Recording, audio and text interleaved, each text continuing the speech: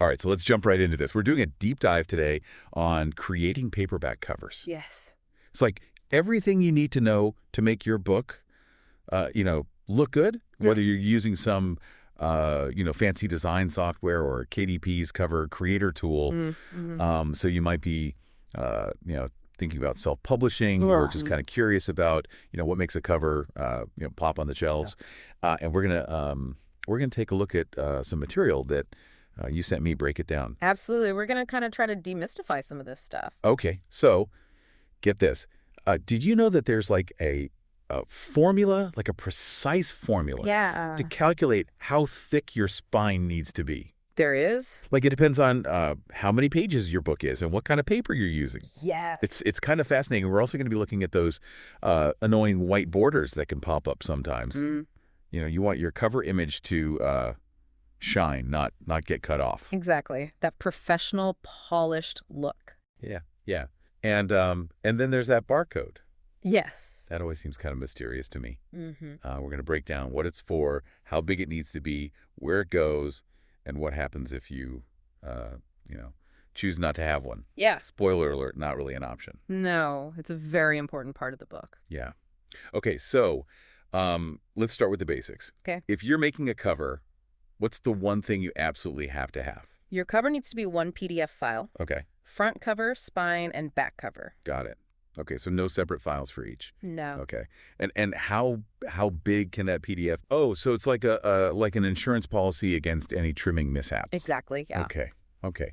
Are there any tools that can help with this? KDP offers a cover calculator and template generator. Oh, fantastic. That helps.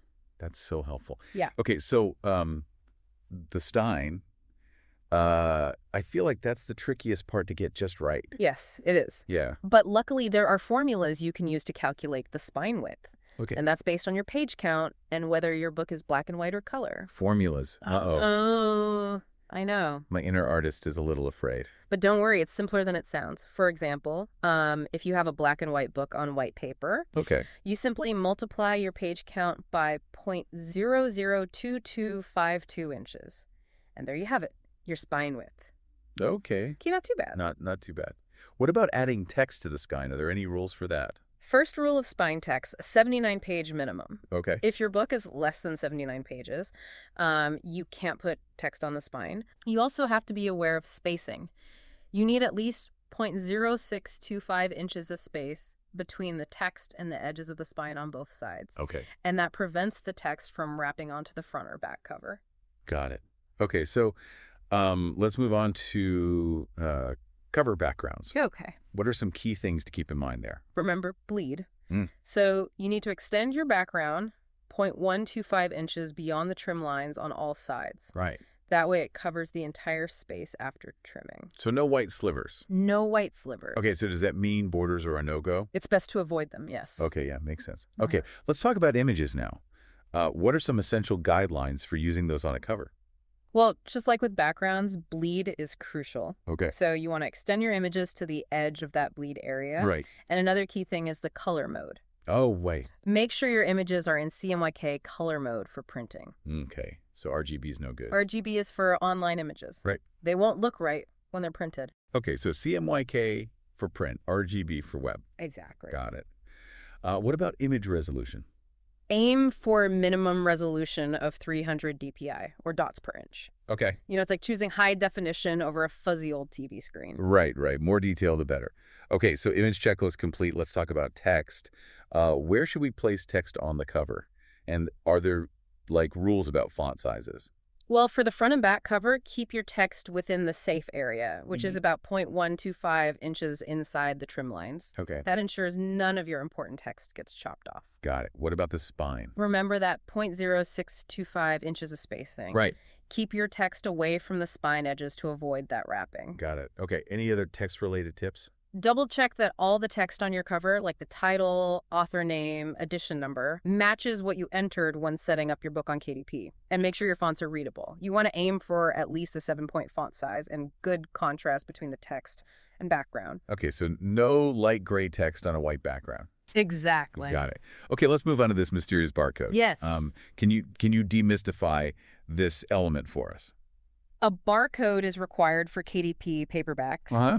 but you can either provide your own or let KDP place it for you. Oh, wait. They'll automatically generate it and place it on the back cover. Okay, so it's not an option to skip. No, it's essential. Okay. All right, so let's talk about color. Are there any specific color guidelines we need to follow? Yeah, definitely. Avoid embedding color profiles in your file. Okay. Also, spot colors, they're incompatible with KDP's print-on-demand model. Okay. If you're using spot colors, just convert them to CMYK. Got it. Anything else color-related? Avoid using multiple color spaces in the same file. Okay. Because that can lead to mismatches during printing. But you keep the colors consistent? Yes. Got it. Yeah. Okay, so let's say we've done all of that. Our cover design is ready. Is there a checklist that we can go through before we upload? Absolutely. First, make sure you saved your cover as a PDF file. And make sure you flatten all transparencies. Okay. And embed your fonts. Got it. And then you want to remove any crop marks, color bars, or template text. Right. Make sure it's 300 DPI, optimize your PDF, Okay. and make sure there's no file security on it. Got it.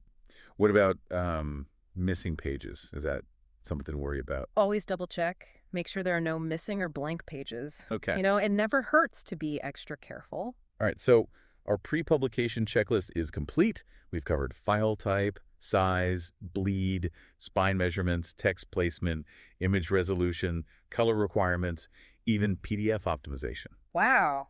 That's a lot. Yeah, it's a lot to take in. Yeah. But what if we need to update the cover later on? Oh, you can absolutely update your cover at any time. Oh, that's good to know. Yeah, just head to your KDP bookshelf, find the book you want to update, and then you can just follow those instructions. Oh, fantastic. So even if, like, you miss a small detail, we can fix that later. You can fix it, Yeah. exactly. Oh, that's a relief. Okay, so now that we've got that technical stuff out of the way, let's move on to the fun part, design. Yes. Okay, so welcome back. I feel like we've already learned so much about creating a print-ready paperback cover. Yes. But I know there's more to it. There is, definitely. And before we move on, there are some really amazing resources that are available to you while you're working on this. Like what?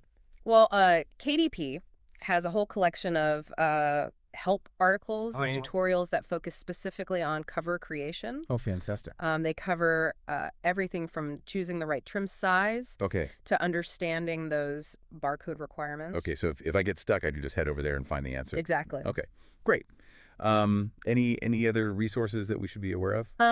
The KDP Community Forum is another great resource. It's a place where authors and self-publishers can gather and share tips and advice and even get design inspiration from each other. Oh, that's fantastic. Okay. Back to the technical side of things for a minute. Okay. We talked a lot about color in the first part. Yes. But can we use any color we want on our cover? Well, you have a lot of freedom when it comes to color, but you have to remember that KDP uses a print-on-demand model. Oh, right. So each book is printed individually as the orders come in. Exactly. Yes. So how does that affect our color choices? Because of that, there might be slight variations in color from one print run to the next. Oh, so like the color I see on my screen might not be exactly the same as the final printed book? It's possible, yeah. Okay. Should we avoid certain colors? You don't need to avoid specific colors, but it's good to be mindful of those that are more susceptible to variation. For example, really light or subtle color gradients can sometimes be tricky to reproduce consistent.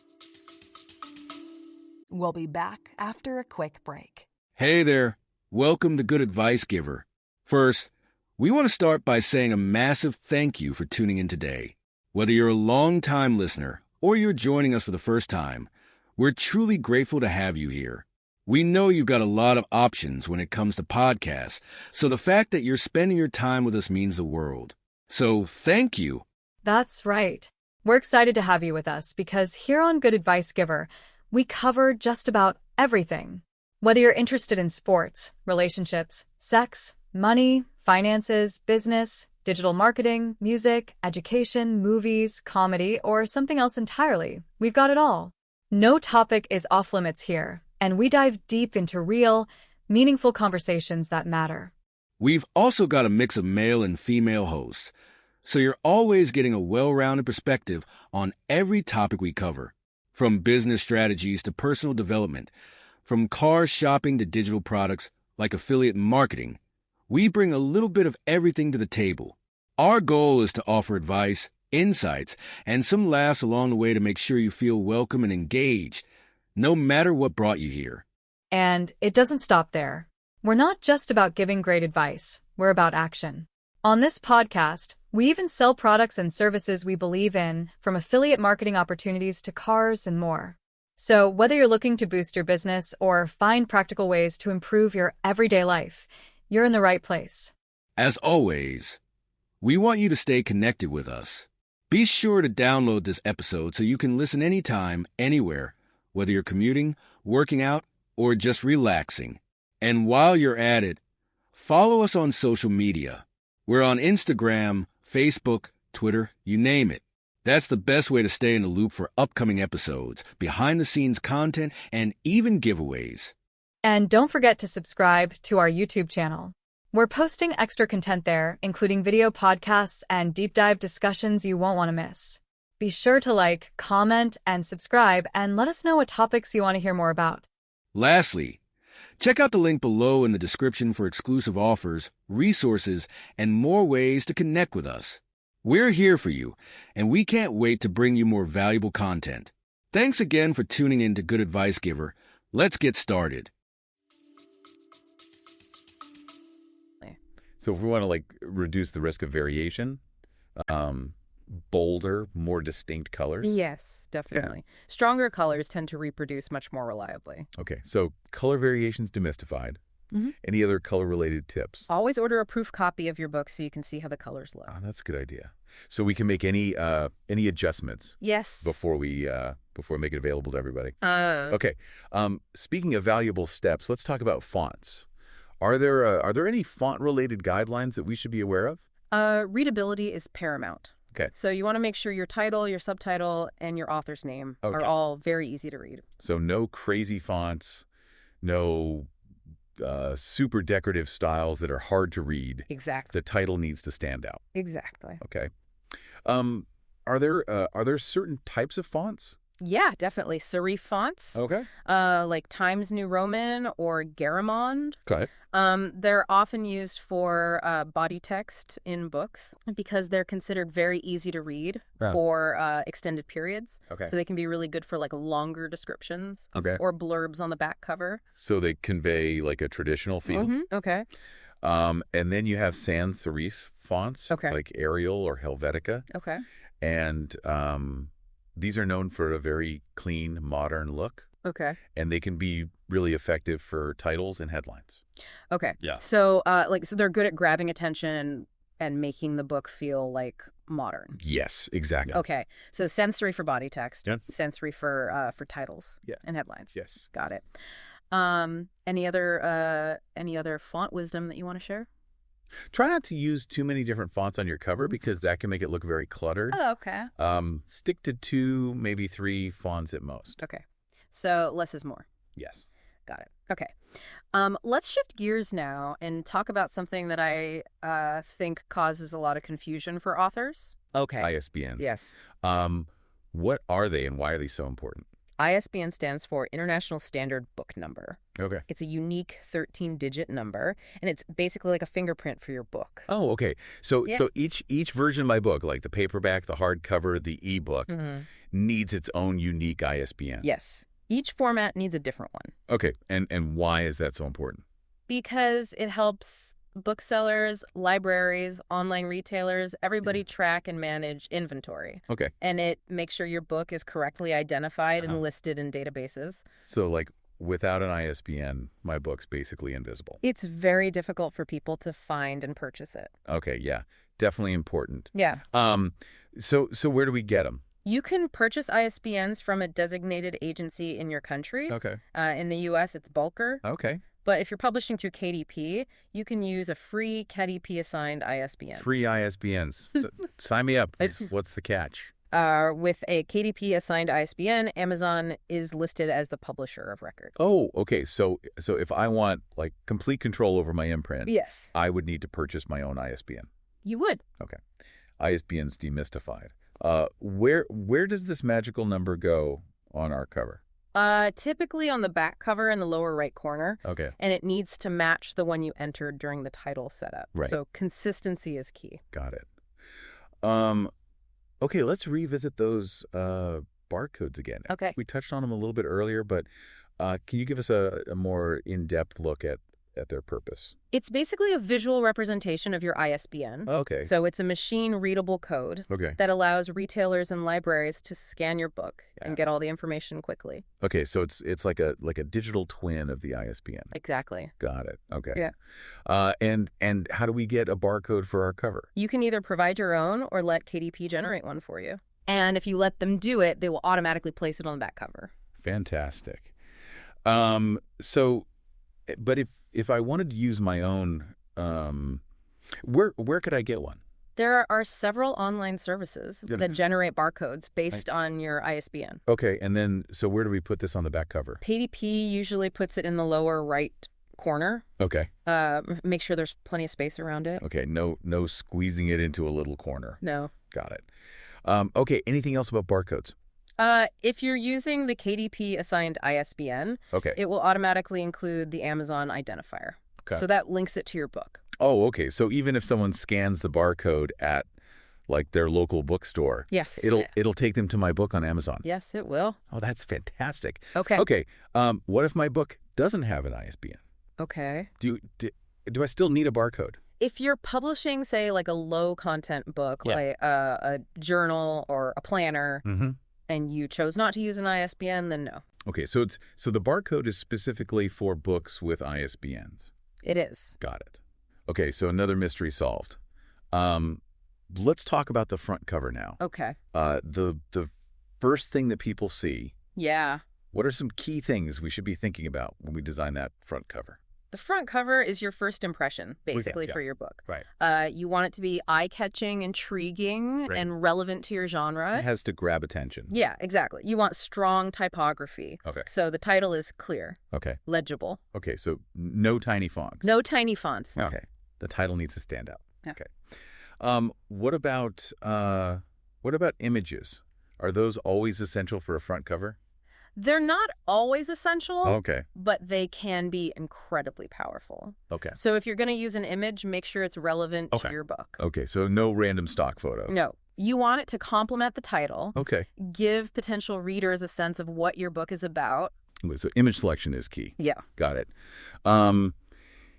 Any other design elements that we should be considering? Color palette. Oh, right. You know, think about the mood and tone that you want to convey and choose colors that align with those. Oh, so color can really set the tone for the whole book, even before they open it. Absolutely. Okay.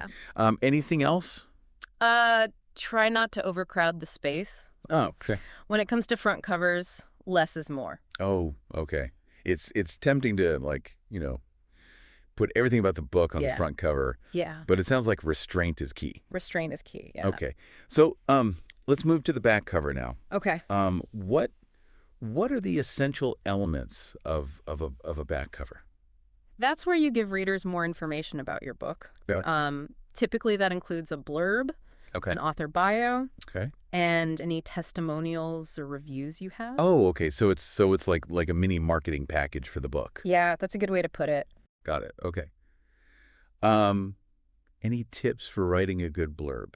You want to be concise and engaging. Okay. You want to highlight, like, the main conflict or hook of your story without giving away too much. No spoilers. No spoilers. Okay, got it. What about the author bio? What kind of information goes in there? It's a chance to connect with the reader on a personal level. Okay. Share a bit about your writing journey, what inspired you to write the book, any relevant experience or credentials. So it's not just like, listing my previous publications. It's more about showing like my personality and my passion as a writer. It is. Okay. Author bio, check. What about testimonials or reviews? Are those like must-haves? They can add a lot of credibility. Okay. So if you have any positive feedback from other authors, bloggers, early readers, including those, can be a really powerful way to sway potential buyers. So they're like little votes of confidence. Exactly. Yeah. Yes. Okay. Back cover elements, check. Any other tips for designing the back cover? Just like with the front cover, keep it clean, uncluttered, Okay. easy to read font. Okay, so no walls of text. No walls of text. Got it. Okay, so back cover design, check. Wow, we've covered a lot. We have. Technical specs, design tips, marketing strategies. That's everything. I feel like I'm getting a little overwhelmed. Yeah. Any final words of wisdom before we move on to the final part of our deep dive? Just remember that creating a great cover involves technical expertise and creative flair. So it's like a balance. Yes. Like art and science. Exactly. Got it. Don't be afraid to experiment. Okay. Break the rules if you need to. Okay. And let your creativity shine through. Yeah. Don't be afraid to play around. Mm-hmm. Okay. And remember, there are resources available. Yes. Like you were saying earlier. Okay. Fantastic. All right. So we're back for the final part of our deep dive into creating paperback covers. Yes. I feel like we've covered a lot. You know, we did the technical stuff, the design elements. We even touched on, color and typography. Mm-hmm. So I'm ready to take my cover designs to the next level. Absolutely. Yeah, this final part, we're going to go over some more advanced techniques that can really elevate your cover. Okay, great. So what's first? Let's talk about visual hierarchy. Okay. It's a principle that helps guide the reader's eye through the elements on your cover. Oh, okay. So it makes sure that they see the most important information first. So we're leading their gaze to where we want it to go. Exactly. Okay. So you want to make sure that things like your title, your subtitle, the author's name, those are the most prominent elements. And how do we do that? Well, one way is to use size and scale. Oh. So the most important element should be the largest. Okay.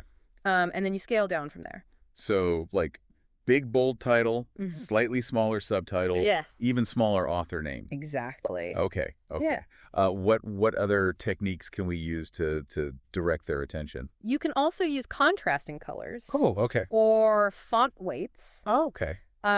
For example, a bold, dark title against a light background. Right. That will really draw the eye. Okay, so contrast is key. Yes, contrast is key. Got it. You can also think about negative space. Okay. That's the empty space around the elements on your cover. Right. Don't be afraid to leave some areas blank. So you don't have to fill every inch. No, you don't. With text and images. No. Okay. It can actually make the design look more sophisticated. Okay, yeah, I can see that. Okay, so visual hierarchy, check. Mm-hmm. What other advanced techniques should we talk about? Let's move on to typography as a design element. Okay. We talked about choosing readable fonts. Right. But you can also use typography to convey, mood and tone and even genre. Oh, so the font itself can help tell the story? It can. Oh, wow. Okay. Think about, a sleek, modern sans serif font for a sci-fi thriller versus a classic serif font for a historical romance. Oh, okay. Yeah. So it's almost like choosing the right outfit. Yes. For the book, Exactly. Okay. What about font pairing? Experiment with different combinations, see what looks good together. Okay. A classic pairing is using a serif font for the title. Okay. And then a sans serif for the subtitle. Okay. Or the author's name. Okay. So a little bit of, yin and yang there, a little bit of balance. Mm-hmm. Okay. What other typography tricks can we use? Think about using letter spacing. Okay. Or tracking. Okay. To fine-tune the space between the letters. Okay. So we can manipulate the space between the letters. Yes. To kind of evoke different feelings. You can. Oh, that's so cool. Okay. So it sounds like typography is really about more than just choosing the right font. It is. It's a very powerful tool. Okay. Let's go back to color palettes for a second. Okay. We talk about color psychology. Yes. But are there any other advanced techniques for choosing the right colors? You can use a limited color palette. Okay. That means just selecting a few key colors. Okay. And then using those consistently throughout the design. So resisting the urge to use every color in the rainbow. Exactly. It can make it look much more sophisticated. Okay. Yeah. Less is more sometimes. Mm-hmm. Okay. What about choosing the right color combinations? Experiment, play around with different pairings. Okay. There are some color palette generators online that Okay. can help. Okay, great. So let's talk about imagery for a minute. Okay. We know we have to choose images that are relevant to our book. Yes. But are there any like advanced techniques for using them effectively? You can try using partial images or close-ups Okay. instead of full body shots. Okay. So, like a close-up of a character's eyes Okay. or a hand reaching for something, Okay. Yeah. that can create a little bit more intrigue. Oh, so it's a little bit of mystery could go a long way. Yes. Okay. Any other image related tips? Consider using textures and patterns. Okay. You can overlay those on your images or use them as background elements. Okay. It can add some visual interest. So textures and patterns can like add another layer to the design. Exactly. They can help connect it to your genre. Okay. Wow. This is a lot. I mean, with all these, advanced techniques. Yes. It's easy to feel a little overwhelmed. It is. Do you have any final words of wisdom for our listeners? Just remember, the most important thing is to create a cover that really reflects your book and speaks to your audience. Right. Don't be afraid to experiment, break the rules, and just, be creative. Let your creativity shine through. Yeah, exactly. Okay, and remember those resources that are out there. Yes, definitely. Okay, great. Well, that brings us to the end of our deep dive into paperback cover creation. Wow. I feel very inspired now to go and create a cover. That's great. Thanks for taking this deep dive with us. It's been a pleasure. And for all of you listening out there, happy designing. Today is your lucky day. Today is the day that our $3 website works for you, paying you directly to your PayPal daily. Imagine $3 ongoing continuous payments to your PayPal account. Imagine falling asleep and waking up to $300 in your PayPal account. How would this make you feel? How could this help you? What bills could you pay? What kind of fun could you have? What does that retirement look like now? All for a one-time payment of $3. This website is DFY done for you, fully built and completely hosted, and never stops collecting payments for you. You have spent $3 on coffee on a regular, but that coffee won't help you create multiple streams of income. Click the link below.